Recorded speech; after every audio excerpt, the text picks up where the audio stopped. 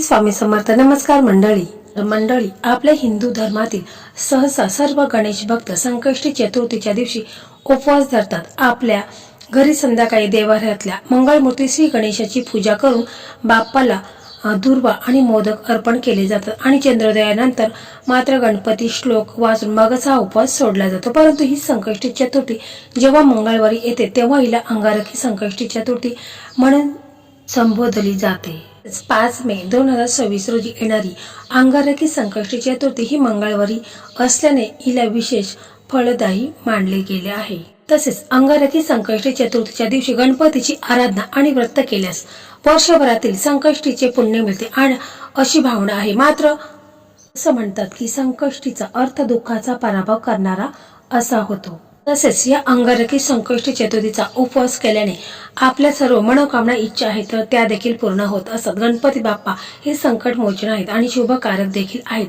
भक्तांच्या सर्व इच्छा मनोकामना ते पूर्ण करत असतात. तर अशाच या संकष्टी चतुर्थीच्या दिवशी म्हणजे अंगारकी संकष्टी चतुर्थीच्या दिवशी आपल्याला आपल्या मुलांसाठी काही उपाय करायचे आहेत. म्हणजे मुलांच्या लग्नात जे काही अडथळे निर्माण झालेले आहेत, मुलांचं लग्न हे लवकर ठरत नाही, मुलांचं वय उलटून चाललेलं आहे तरी देखील लग्न ठरत नाही, तर अशा वेळी आपल्याला फक्त एक नारळ या ठिकाणी अर्पण करायचं आहे. एकदम साधा सोपा परंतु अत्यंत प्रभावी उपाय आपण आजच्या या व्हिडिओमध्ये जाणून घेणार आहोत. यापूर्वी चॅनलवरती नवीन असेल तर चॅनलला सबस्क्राईब करा, व्हिडिओ पाहत असताना व्हिडिओला लाईक करा, त्याचप्रमाणे श्री स्वामी समर्थ किंवा ओम गम गणपताय नमः अशी कमेंट नक्की करा. तर मंडळी, आपण पाहत असतो आपल्या घरामध्ये, प्रत्येकाच्या घरामध्ये तुमचा मुलगा असेल, मुलगी असेल किंवा भाऊ असेल, बहीण असेल, यांचं लग्न ठरत नाही. लग्नात काही ना काही अडचणी या नेहमी येत असतात. तर बघा, मुलांच्या कुंडलीमध्ये जो 7वा घर हा लग्नाचा असतो आणि ज्यामध्ये पापग्रह गेल्यामुळे मुलांच्या लग्नाला विलंब होत असतो. म्हणजे बघा, आपण पाहत असतो की मुलगा चांगला आहे, दिसायला छान आहे, चांगला जॉब करत आहे, मुलगी दिसायला छान आहे, चांगली जॉब करत आहे, परंतु यांचं लग्न ठरत का नाही? तर हे सर्व कुंडलीमध्ये काही दोष निर्माण झाल्यामुळे घडत असतात. तर आपल्याला एकदम साधा आणि सोपा हा उपाय करायचा आहे. हा उपाय तुम्ही अंगारकी संकष्टी चतुर्थीच्या दिवशी एकदाच करायचा आहे. परंतु जर काही कारणास्तव तुम्हाला अंगारकी संकष्टी चतुर्थीच्या दिवशी हा उपाय करणे शक्य झालं नाही, तरी मग तुम्ही कोणत्याही बुधवारी हा उपाय करायचा आहे. मंडळी, आपल्याला यासाठी फक्त एक नारळ लागणार आहे. म्हणजे कोणत्याही किराणा शॉप मधून तुम्ही एक नारळ, पाण्याचा नारळ आणायचा आहे. एक आपल्याला विड्याचं पान लागणार आहे. विड्याचं पान आणताना ते व्यवस्थित आणायचं आहे, चिरलेलं कट झालेलं विड्याचं पान आणायचं नाही. त्याचबरोबर आपल्याला एक सुपारी लागणार आहे. तर सुपारी देखील आपण व्यवस्थितच आणायची आहे. अशी किडलेली किंवा अगोदर आपण पूजेमध्ये वापरलेली सुपारी घ्यायची नाही. एक लवंग आणि एक वेलची लागणार आहे. एवढंच साहित्य आपल्याला लागणार आहे. तर पहा, हा उपाय कोणी करावा? तर हा उपाय स्वतः मुलांनी किंवा मुलींनी केला तर अतिशय उत्तम आहे. परंतु जर काही कारणास्तव मुलं बाहेर राहत असतील, जॉब निमित्ताने, व्यवसाय निमित्ताने बाहेर राहत असेल, तर मग मुलाच्या आईने केला तर अतिशय उत्तम आहे. किंवा मुलाच्या वडिलांनी केला, भावाने केला, बहिणीने केला, वहिनीने केला तरी देखील चालेल. घरातील कोणत्याही सदस्याने हा उपाय केला तरी देखील चालेल. तर बघा, तुम्हाला 5 मे म्हणजे तुम्हाला मंगळवारी सकाळी लवकर उठायचं आहे. स्वच्छ आंघोळ करायची आहे. मुलांनी आंघोळीच्या पाण्यामध्ये थोडंसं तुम्हाला काय करायचं आहे की गंगाजल टाकायचं आहे.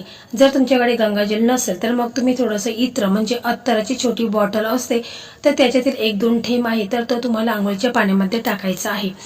कारण बघा, मुलांच्या कुंडलीमध्ये जो शुक्र ग्रह आहे तर तो लग्नाचा कारक आहे आणि म्हणून मुलांचं लग्न लवकर होण्यासाठी, लग्नातील अडथळे दूर होण्यासाठी मुलांनी आंघोळीच्या पाण्यामध्ये थोडंसं इत्राचे 2 थेंब टाकायचे आहेत. 43 दिवस टाकायचे आहेत, ज्यामुळे मुलांच्या कुंडलीमध्ये जो काही शुक्रग्रह आहे तो मजबूत होईल आणि लग्नातील अडथळे हे दूर होतील. तसेच मुलींनी देखील आंघोळीच्या पाण्यामध्ये चिमूटभर हळद टाकायची आहे.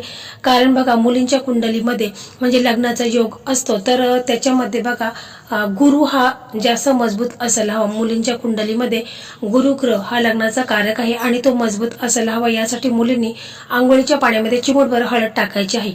43 दिवस तुम्हाला हा उपाय करायचा आहे, ज्यामुळे तुमच्या लग्नामध्ये जे काही अडथळे निर्माण झालेले आहेत तर ते दूर होतील. तर पहा, हा उपाय स्वतः मुलांनी केला तर अतिशय उत्तम आहे. जर मुलांना वेळ नसेल तर मुलाच्या आई वडिलांनी सकाळी लवकर उठायचं आहे, आंघोळ करायची आहे. त्याच्यानंतर बघा, आपला देवघर आहे, तर आपल्या देवघरामध्ये आपले जे इष्टदेव आहेत, कुलदैवत आहेत, श्री स्वामी समर्थ महाराज आहेत, त्याचप्रमाणे गणपती बाप्पा आहे. तर तुम्हाला प्रथम आपल्या देवघरामध्ये एक तुपाचा दिवा लावायचा आहे, अगरबत्ती लावायची आहे. आपले इष्टदेव आहेत, कुलदैवत आहेत, श्री स्वामी समर्थ महाराज आहेत, गणपती बाप्पा आहेत, तर यांना तुम्हाला अभिषेक करून घ्यायचा आहे. म्हणजे तुम्ही पंचामृताने अभिषेक करू शकता. जर पंचामृत नसेल तर मग दुधाने तुम्ही अभिषेक करायचा आहे. त्याच्यानंतर पाण्याने अभिषेक करायचा आहे. त्याच्यानंतर तुम्हाला गणपती बाप्पांना धूप दीप दाखवायचा आहे.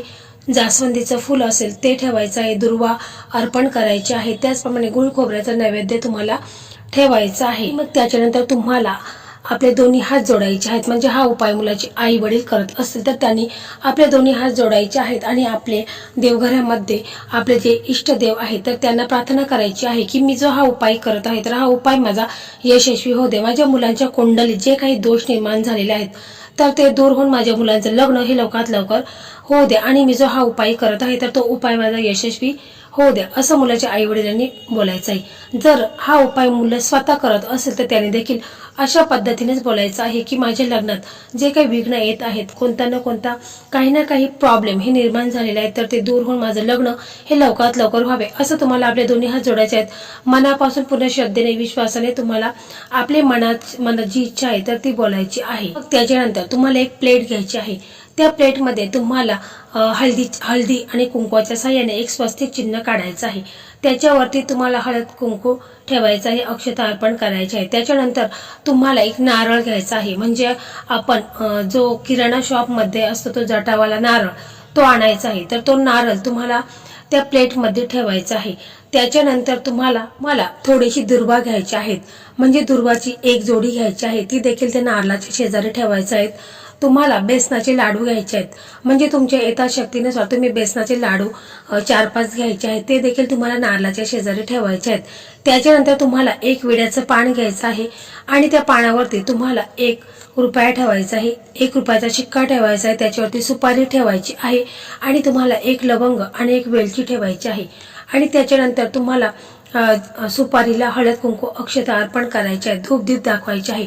त्याचप्रमाणे तुम्हाला नारळाला देखील हळद कुंकू अर्पण करायचे आहे, धूप दीप दाखवायचे आहे. मग त्याच्यानंतर हे सर्व झाल्यानंतर मग तुम्हाला काय करायचं आहे की हे सर्व साहित्य घ्यायचं आहे आणि तुम्हाला गणपती बाप्पांच्या मंदिरामध्ये जायचं आहे. तुमच्या जवळपास कुठे गणपती बाप्पांचं मंदिर असेल तर तिथे तुम्हाला हे सर्व घेऊन जायचं आहे. तिथे गेल्यानंतर गणपती बाप्पांना आपण ह्या ज्या वस्तू आणलेल्या आहेत, म्हणजे बघा, गणपती बाप्पांना दुर्वा अतिशय प्रिय आहे, जास्वंदीचं फूल अतिशय प्रिय आहे, तर ह्या वस्तू देखील तुम्ही घेऊन जाऊ शकता. तिथे गेल्यानंतर गणपती बाप्पांना आपण दुर्वा अर्पण करायचे आहेत. त्याचप्रमाणे जास्वंदीचं फूल नेलं असेल तर ते देखील अर्पण करा, शमीपत्र अर्पण करायचं आहे. आणि मग त्याच्यानंतर आपण हा जो नारळ घेतलेला आहे त्या नारळा शेजारी दुर्वा आहेत, म्हणजे दुर्वाची एक जोडी आहे, बेसनाचे लाडू आहेत, ते देखील तुम्हाला गणपती बाप्पांना अर्पण करायचं आहे.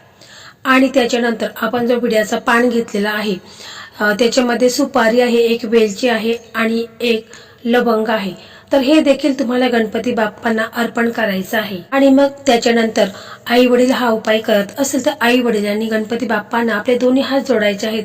मनोभावेने पूर्ण श्रद्धेने विश्वासाने तुम्हाला गणपती बाप्पांना कळवळून प्रार्थना करायची आहे की हे गणपती बाप्पा, माझ्या मुलांच्या लग्नामध्ये जो काही विघ्न येत आहेत, लग्नात काही ना काही अडचणी समस्या हे निर्माण झालेल्या आहेत, कुंडलीमध्ये काही दोष असतील तर ते दूर होऊन माझ्या मुलांचं लग्न हे लवकरात लवकर व्हावे, असं तुम्हाला पूर्ण श्रद्धेने विश्वासाने गणपती बाप्पांना प्रार्थना करायची आहे. जर मुलं स्वतः हा उपाय करत असेल तर मुलांनी देखील गणपती बाप्पांना प्रार्थना करायची आहे की हे गणपती बाप्पा, माझ्या लग्नामध्ये जे काही विघ्न येत आहेत, काही ना काही समस्या अडचणी ह्या नेहमी निर्माण होत आहेत, कुंडलीमध्ये काही दोष असेल तर तो दूर होऊन माझं लग्न हे लवकरात लवकर व्हावे, असं तुम्हाला पूर्ण श्रद्धेने विश्वासाने गणपती बाप्पांना प्रार्थना करायची आहे. आणि मग तुम्हाला तिथे थोडा वेळ बसायचा आहे आणि मग हा मंत्र आहे तर तो मंत्र तुम्हाला 108 वेळा बोलायचा आहे.